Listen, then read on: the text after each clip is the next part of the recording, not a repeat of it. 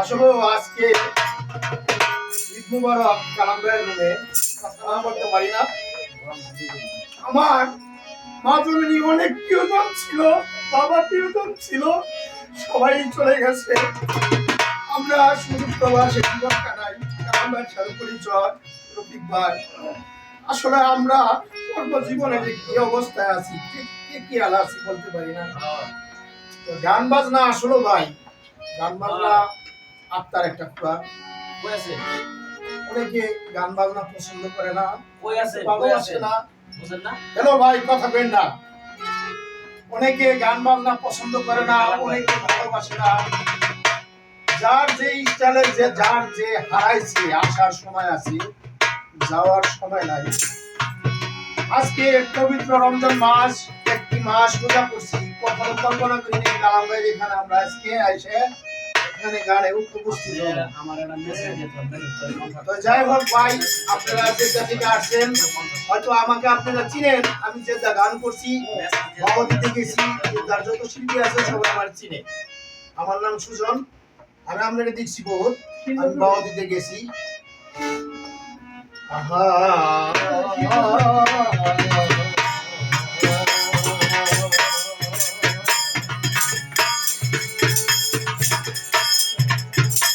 আমি প্রহরী নাই, প্রহরীতে পারি নাই, আমি প্রহরী নাই, পারি নাই, পিতা মাতাই